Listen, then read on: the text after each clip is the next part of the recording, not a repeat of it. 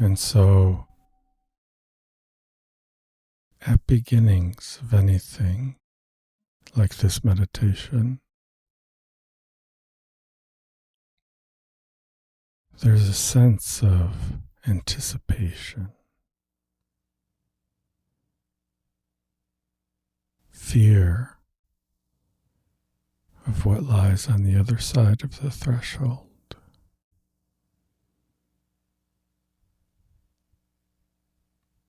Sometimes unable to see,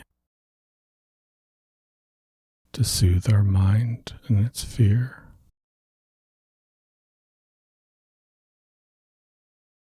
But there's nowhere to go behind us.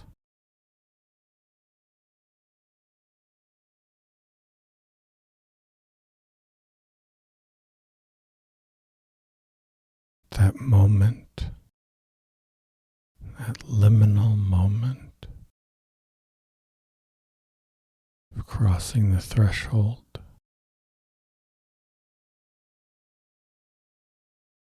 Step 1 reads, we admitted we were powerless over alcohol and that our lives were unmanageable.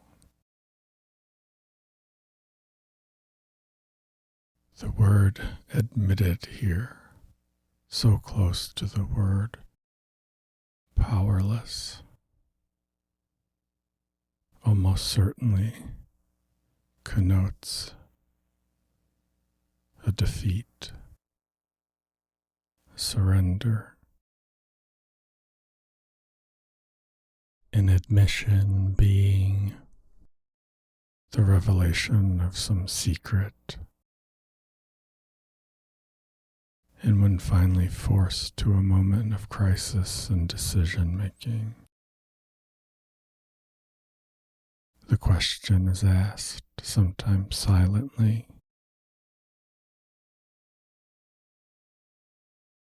do you have anything to admit?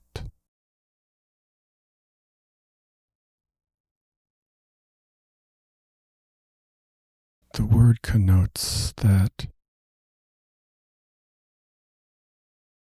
what will be brought to light is guilt-ridden or somehow covered in shame, explaining why it was hidden away. We confessed that we were powerless. We reluctantly admitted that we were powerless. With resignation and a deep, heavy sigh,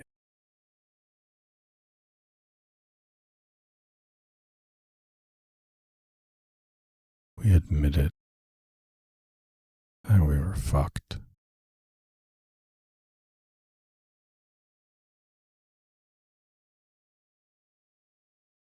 And yet here, at that beginning, that's step 1, on that threshold,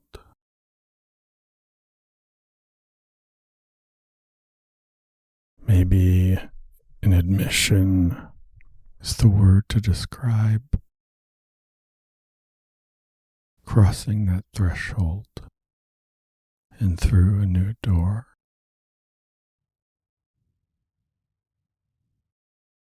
Maybe this alcoholism, this unmanageability, wasn't hidden away. Simply it was so dark in the previous room that we occupied, murky, full of half-truths, confusion, and obsession of the mind, an allergy of the body. So many objects that go bump in the night. Impossible to see clearly what's the real problem.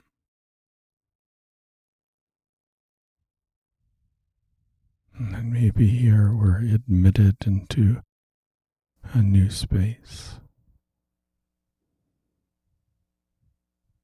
flooded with brilliant sunlight.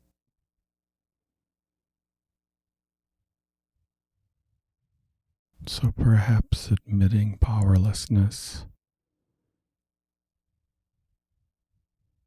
doesn't need to be guilt-ridden or shameful. It's simply a matter of coming to a place, a room with a bunch of sober alcoholics, coming to a place and crossing a threshold where there's light, both visually and in the chest, a lightheartedness. Yes, we see the disease of alcoholism.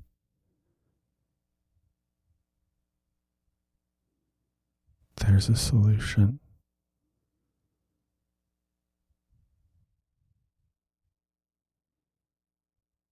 And even if the way forward is unknown, and we more trip into the room, trip into the admission of powerlessness,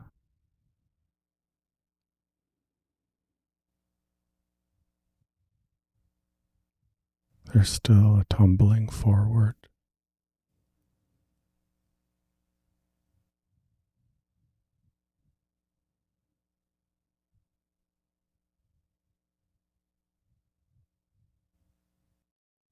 And it's like this with meditation. Whether beginner or experienced, there's always a beginning. We sit down and shift and make sure that we have a stable but calm and relaxed posture.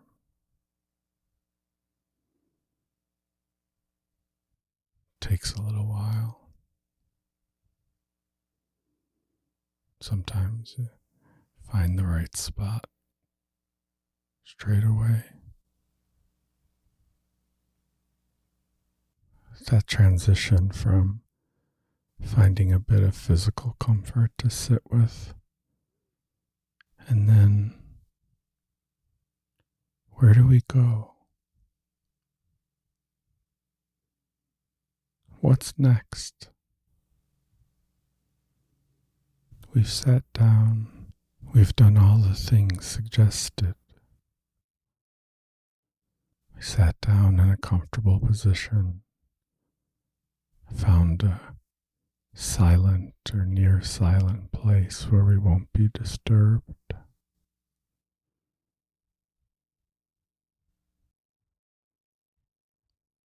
And then we sit and wonder, well, what happens next? What is meditation about? Why am I trying to do something that I'm not even sure what will come of it? And this is where meditation, just like the word admitted, this is where meditation can feel like a burden, like some kind of punishment or some kind of should. I'm doing this because everyone says meditation is necessary and it leads to more peace and serenity. just better people in general. But who the hell knows?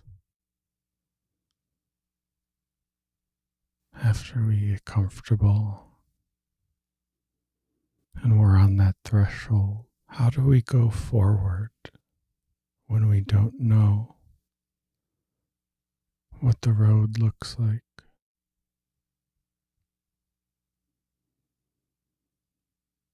So this is some of the excitement that meditation can represent.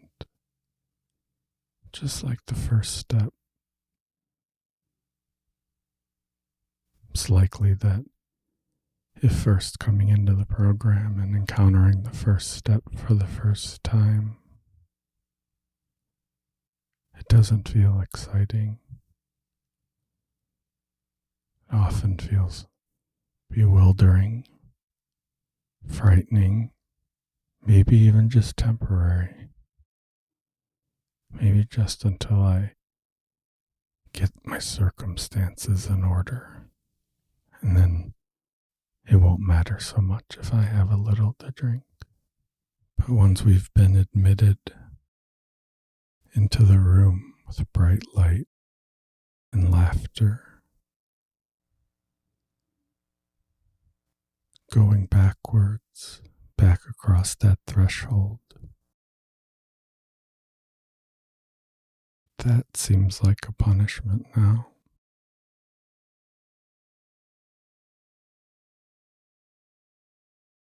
This new way of life is designed for living. It is an adventure, just like meditation.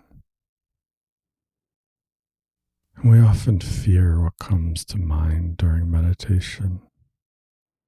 Again, somehow regarding what's unknown, what's inside of us, as being inherently bad, shameful, terrifying.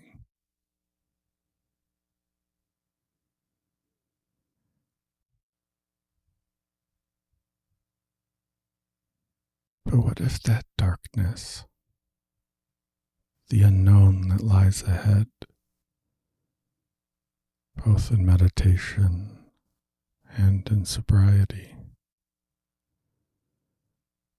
what if that darkness, that unknowability, is actually the source of the light that fills this new world? The source of the light is dark.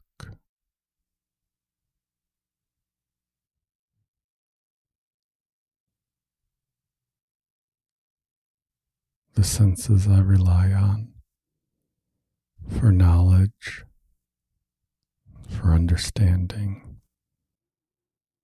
mostly to soothe fear.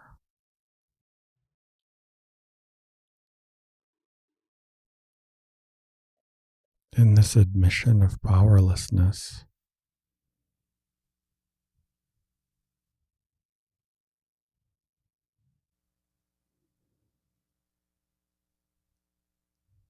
there's a casting off of a need to know. A very simple admission. I'm powerless over alcohol and my life is unmanageable. I don't know what life will look like. I don't know what might come to mind in a meditation or seize my heart, make my skin tingle with emotion. I don't know, but something in me calls me forward.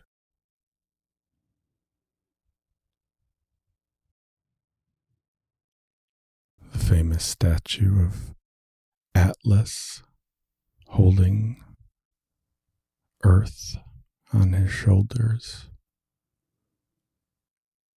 bowing under the weight of the earth, almost on one knee, straining with mythological muscles to keep order, to keep the earth upright.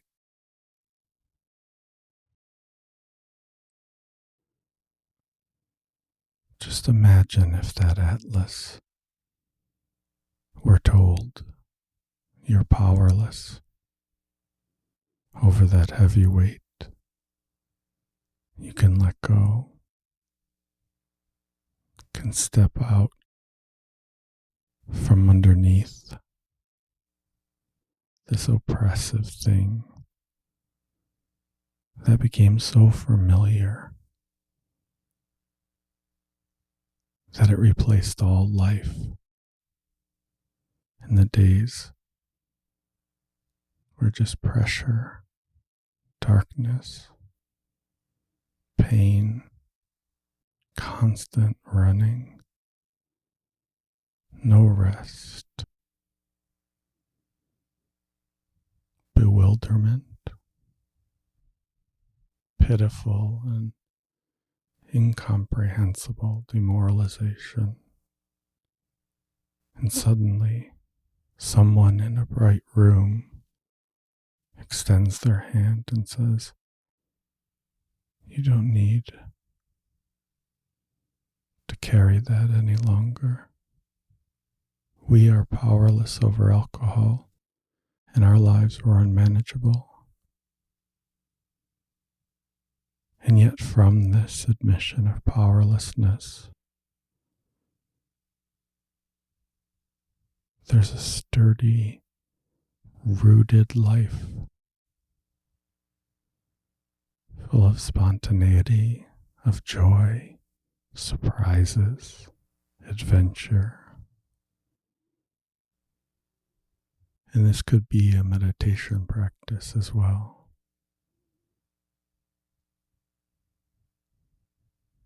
To simply let go, to watch as that familiar and endless stream of thoughts seem to come out of nowhere. During the day and when distracted, listening to the thoughts, they always seem so coherent, so tied to something else that was being told or understood. And yet in those moments right before sleep, when the thoughts begin to lose their momentum, and we start to see some cracks between the words, and they're no longer telling a story. And through the cracks, we can start to see the stillness of sleep coming closer. The silence between the words begins to grow.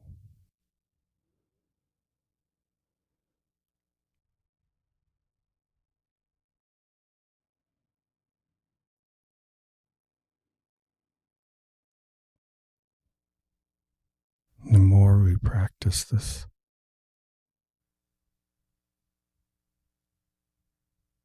quieting of our bodies and minds, the longer those spaces between words, those spaces between thoughts become.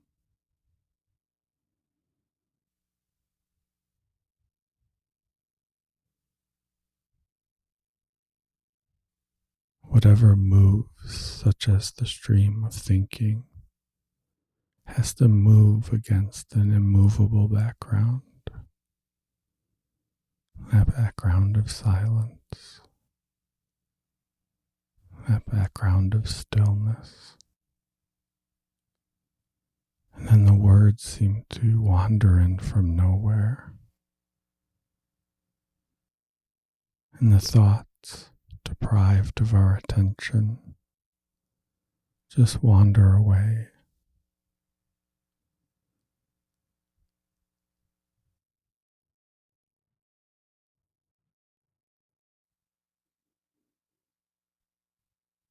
there's less and less interest in the thoughts because they make less and less sense when we see how random they appear and disappear.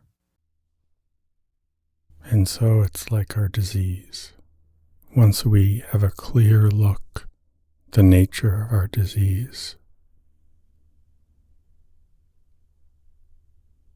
the character defects that arise to protect what we have or to gain what we think we need, the self-centeredness, the fear especially. Once having a clear look at these through the work of the 12 steps ahead, less and less we find that those old ways of living, those old tools, begin to lose their attraction like the thoughts once our attention is withdrawn from them.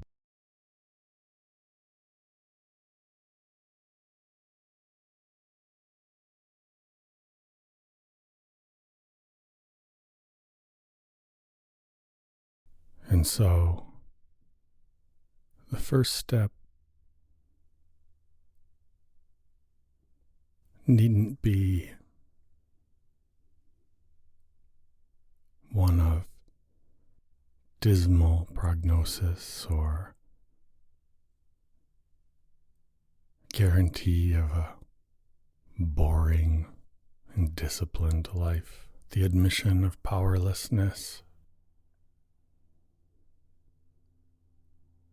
allows a creativity, a power, a love, and tender care. Sometimes the challenge of step one is to make this admission with our entire hearts, without perhaps seeing the results of such surrender, for it may take time in early sobriety to begin to see the changes that those around you likely will notice first.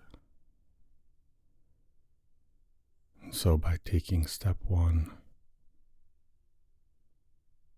we've already shown the willingness and the faith to move forward into a new way of living, to prepare the ground for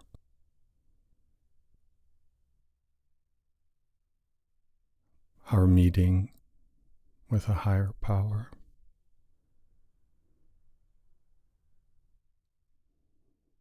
In the personally unique definition and relationship with that higher power.